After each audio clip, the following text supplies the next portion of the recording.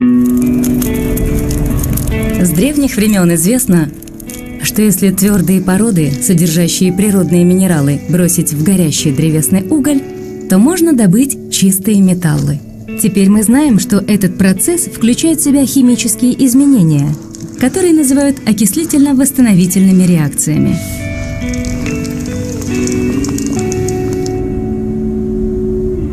Железо встречается в природе в земной коре в виде красного минерала гематита, одного из видов оксида железа.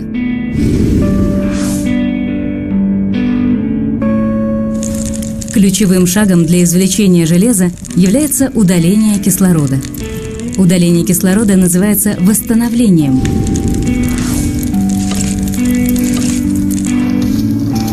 Для восстановления необходимы два ключевых компонента – вид углерода и источник тепла.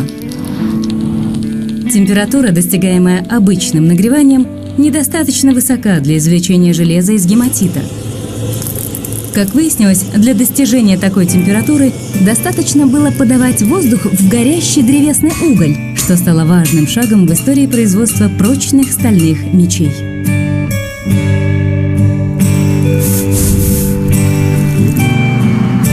Так как углерод химически более активен, чем железо, при таких высоких температурах он борется с ним за кислород и выигрывает, образуя железо и диоксид углерода.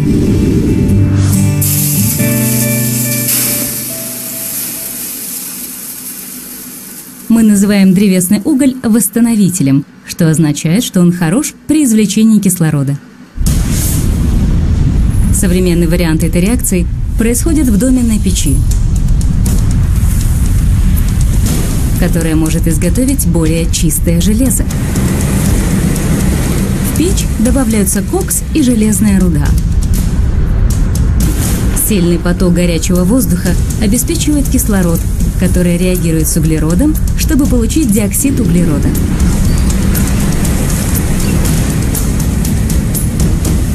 Реакция, производящая интенсивный источник тепла, является активной экзотермической реакцией. При такой очень высокой температуре диоксид углерода затем вступает в реакцию с углеродом, образуя монооксид углерода. Монооксид углерода является очень мощным восстановителем. Он высвобождает кислород из оксида железа, образуя расплавленное железо и диоксид углерода.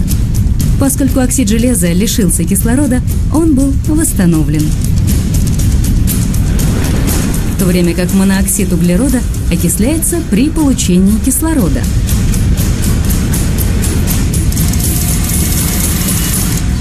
Как и железо, все металлы химически менее активны, чем углерод, и могут быть извлечены из их руды таким же путем. Окислительно-восстановительные реакции в древности протекали случайно. Теперь же они являются важной частью нашей жизни.